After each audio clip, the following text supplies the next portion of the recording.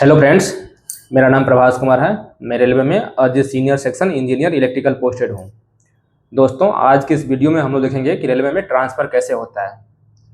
जैसे अभी बहुत सारे कैंडिडेट्स जो है railway group D, ALP, JE, technician, NTPC सभी का एग्जाम दिए होंगे। इसमें मान लीजिए बहुत सारे कैंडिडेट्स ऐसे होंगे जो बहुत दूर का बोर्ड से फॉर्म फिलअप किए होंगे, तो ऑलरेडी वो चाहते होंगे कि मेरा ज्वाइनिंग के बाद अपने घर के पास ट्रांसफ़र हो जाए। तो इसी के बारे में बात करेंगे कि आप लोग ट्रांसफ़र कैसे ले पाइएगा अपने घर के पास, ठीक ना। रेलवे में अपने घर के पास पोस्टिंग कैसे होता है, इसके बारे में हम बात करेंगे कि क्या क्या प्रोसेस है। देखिए, रेलवे में ट्रांसफ़र जो है वो दो तरह का ट्रांसफ़र होता है। एक होता है ऑन रिक्वेस्ट ट्रांसफ़र और एक होता है आपका म्यूचुअल ट्रांसफ़र, और एक तो होता है आपका एडमिनिस्ट्रेटिव ट्रांसफ़र। तो वो तो आपका डिपार्टमेंट करता है, उसका तो बात ही नहीं करेंगे हम लोग, ठीक ना। वो तो आपका जो एचओडी है वो अपना सेम डिवीजन में एक ऑफिस से दूसरे ऑफिस में करते हैं, तो वो हो गया आपका एडमिनिस्ट्रेटिव ट्रांसफ़र। तो उसके बारे में बात नहीं करेंगे, हम लोग करेंगे आज ऑन रिक्वेस्ट और म्यूचुअल ट्रांसफ़र के बारे में बात, कि कैसे ट्रांसफ़र होता है अपने घर के पास, ठीक ना। तो सबसे पहले बात करते हैं हम लोग म्यूचुअल ट्रांसफ़र के बारे में, कि म्यूचुअल ट्रांसफ़र कैसे मिलता है और कैसे अपने घर के पास आप आ सकते हैं। देखिए, म्यूचुअल ट्रांसफ़र के लिए कोई भी सर्विस क्राइटेरिया नहीं है कि इतना दिन आपको सर्विस करना जरूरी है। इसके लिए अगर आपका ट्रेनिंग कंप्लीट हो चुका है, आप रेगुलर पोस्ट में ज्वाइन कर लिए हैं, तो आप म्यूचुअल ट्रांसफ़र लगा सकते हैं। म्यूचुअल ट्रांसफ़र के लिए सबसे पहले आपको एक म्यूचुअल पार्टनर ढूंढना पड़ेगा जहां आप जाना चाहते हैं। मान लीजिए आप मुंबई में पोस्टेड है और आपको आना है पटना, तो पटना का कोई ऐसा कैंडिडेट देखिए जिसका घर मुंबई हो और उसका पोस्टिंग पटना में हो। दानापुर डिवीजन पटना पड़ता है। अगर कोई कैंडिडेट मुंबई का अगर पटना में पोस्टिंग होगा और वो मुंबई जाना चाहता है, तो उससे बात कीजिए और ट्रांसफ़र उसके थ्रू आप ले सकते हैं। उसका प्रोसेस बताएंगे। उसके लिए आपको एचआरएमएस में खोलिएगा, HRMS human resource management system खोलिएगा। उसमें ऑप्शन है ट्रांसफ़र का, ट्रांसफ़र मॉड्यूल में म्यूचुअल ट्रांसफ़र का ऑप्शन है, उसमें दोनों का एचआरएमएस आईडी डालिएगा, अपने आप डिटेल आ जाएगा, ठीक ना। और डिटेल आने के बाद आपको जो इमीडिएट इंचार्ज होंगे उसको फॉरवर्ड कर दीजिएगा, ठीक ना। उसके बाद फिर प्रोसेस शुरू हो जाता है, ठीक ना। एम्प्लॉय 1 एम्प्लॉय 2 की तरफ से जो एम्प्लॉय 1 है उसके एसएससी इंचार्ज जाएंगे, उसका एसएससी इंचार्ज करने के बाद फिर एम्प्लॉय 2 के एसएससी इंचार्ज जाएंगे। इस तरह से आगे प्रोसेस हो जाता है। तो म्यूचुअल के लिए आपका सबसे बड़ी बात है कि सर्विस क्राइटेरिया कुछ भी नहीं है। इसमें आप ट्रेनिंग कंप्लीट होने के बाद ही म्यूचुअल लगा सकते हैं। हाँ, बशर्ते आपको एक म्यूचुअल पार्टनर मिलना जरूरी है। इसके लिए अभी एचआरएमएस पे भी ऑप्शन है, वहाँ पे भी आप फिट कर सकते हैं आपको कहाँ जाना है। वहाँ पे क्लिक कर दीजिएगा, सेव कर दीजिएगा।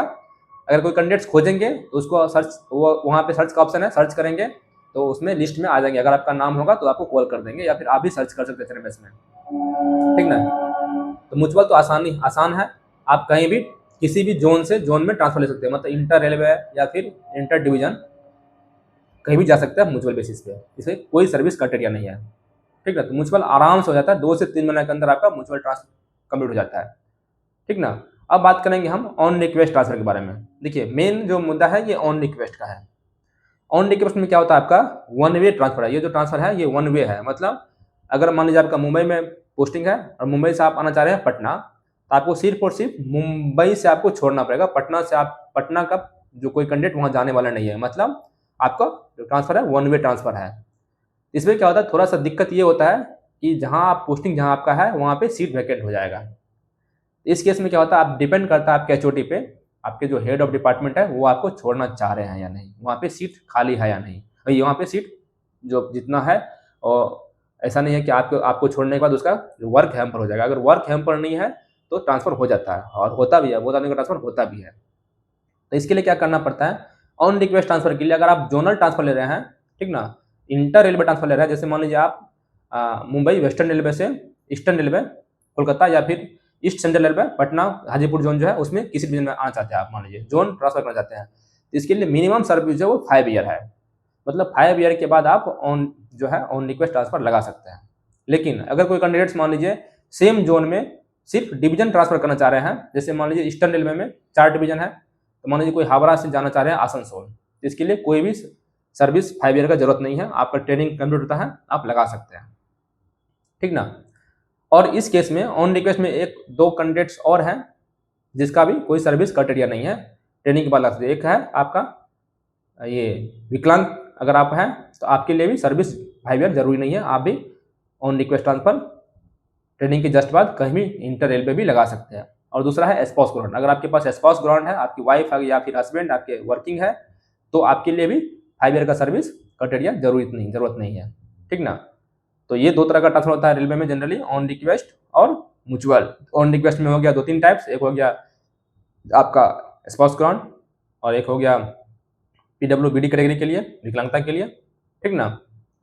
तो एक हो गया विडो जो होता है विधवा महिला, उसके लिए भी ऑप्शन है, उसके लिए भी सर्विस क्राइटेरिया जरूरत नहीं होता है। ये मेनली 2 तरह का ट्रांसफर होता है रेलवे में। अगर आप लोगों को वीडियो अच्छा लगे तो वीडियो को लाइक कीजिए, दोस्तों के साथ शेयर कीजिए। चलिए मिलते हैं अगला वीडियो में, तब तक के लिए बाय।